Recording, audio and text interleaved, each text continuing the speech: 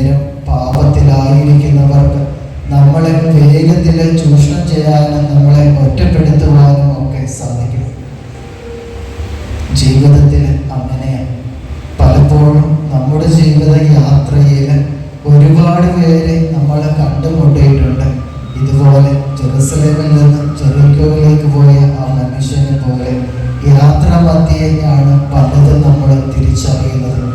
അങ്ങനെ തിരിച്ചറിയുമ്പോൾ കടന്നുപോയ ദിവസങ്ങളെ കുറിച്ചൊക്കെ ചിന്തിക്കുമ്പോൾ എന്തിനാണ് ഞാനിനി ജീവിക്കുന്നതെന്നൊക്കെ നമ്മൾ ചിന്തിച്ചു പോകും.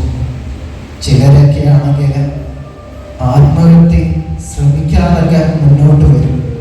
ഇങ്ങനെ ജീവിതത്തെ വെറുത്തുകൊണ്ട് മരണത്തെ സ്നേഹിക്കുന്ന ഒരു നിമിഷം നമ്മുടെ ജീവിതത്തിൽ വരും. പ്രിയമുള്ളവരെ, ഓർക്കുക, നീ ഒറ്റയ്ക്ക് തകർന്നു നിൽക്കുമ്പോൾ ജെറുസലേമിൽ നിന്ന് നിന്നെ രക്ഷിക്കുവാനായിട്ട് നിന്നെ സ്നേഹിക്കുന്ന, നിന്റെ മുറിവുകൾ വെച്ച് കെട്ടുന്ന ഒരു അയൽക്കാരൻ നിനക്കുള്ള കാര്യം നീ മറന്നു പോകരുത്. കാരണം നീ കർത്താവിൻ്റെ മകളാണ്, മകനാണ്. നിന്നെ ഒരിക്കലും അവൻ ഒറ്റപ്പെടുത്തുകയില്ല. നിന്നെ സംരക്ഷിക്കുവാനായിട്ട് നിനക്ക് വേണ്ടി മാത്രം ജീവൻ നൽകിയ ഒരു അയൽക്കാരനായ ഒരു ദൈവം നിനക്കുള്ള കാര്യം നീ ഓർക്കുക. പതിവ് പോലെ തന്നെ ഒരു കുടുംബത്തില് അപ്പൻ വൈകുന്നേരം ജോലിയെല്ലാം കഴിഞ്ഞ് കുടുംബത്തിലേക്ക് വരുന്നു. അപ്പനെ കണ്ട് സന്തോഷത്തോടെ മകള് പുറത്തു വന്ന് അപ്പൻ്റെ നേരെ കൈ നീട്ടുന്നുണ്ട്. രാവിലെ അപ്പൻ ജോലിക്ക് പോയപ്പോൾ ഒരു പെൻസിൽ വാങ്ങിക്കൊണ്ട് വരണമെന്ന് അപേക്ഷിക്കുകയാണ്. അപ്പൻ മകളെ കണ്ടപ്പോഴാണ് ഈ പറഞ്ഞ കാര്യം കൂടി ഓർമ്മയിൽ വന്നത്.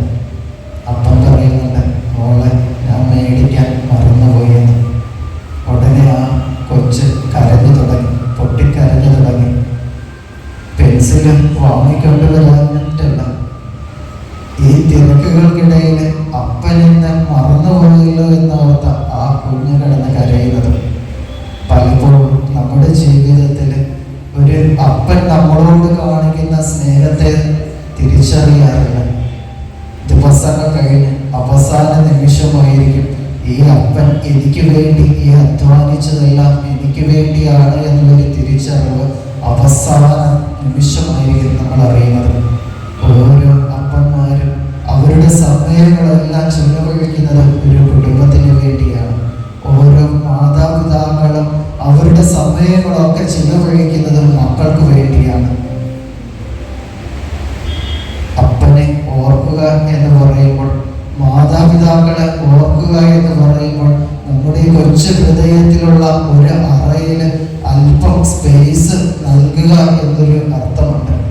പലപ്പോഴും നമ്മുടെ ജീവിതത്തിൽ നമ്മൾ ഈ ലോകത്തെക്കുറിച്ചൊക്കെ ചിന്തിക്കുമ്പോൾ നമ്മുടെ ഹൃദയത്തിൽ ഈശോ ഉണ്ടോ എന്ന്, ദൈവത്തിന് സ്ഥാനമുണ്ടോ എന്ന് ഒന്ന് വിചിന്തനം ചെയ്യുക. ഈ അപ്പന്റെ സ്നേഹത്തെ കുറിച്ച് വിശുദ്ധ ഗ്രന്ഥത്തിലെ ഏറ്റവും സുന്ദരമായി പറയുന്ന ഒരു ഭാഗമുണ്ട്, ധൂർത്തപുത്രന്റെ കഥ. അപ്പന്റെ കൂടെ ആ മകൻ വളരുമ്പോൾ അവനെല്ലാ സുഖ സൗകര്യങ്ങളുമുണ്ട്, എല്ലാ അനുഗ്രഹങ്ങളുമുണ്ട്, ഒന്നിനും ഒരു കുറവില്ലായിരുന്നില്ല. അപ്പോഴാണ് ആ മകന്റെ ചിന്തയിലേക്ക് വരുന്നത് പുതിയ ഒരു പാത തിരഞ്ഞെടുക്കുക, അപ്പനിൽ നിന്ന് മാറി വേറൊരിടത്ത് പോയിട്ട് ജീവിക്കുക എന്നുള്ള ചിന്ത. അതുകൊണ്ട് അപ്പന്റെ കയ്യിൽ നിന്നുള്ള ഓഹരിയൊക്കെ മേടിച്ചുകൊണ്ട് അവൻ തൻ്റെ ജീവിതത്തിൽ പുതിയ ഒരു യാത്ര ആരംഭിച്ചു പോകുന്നു.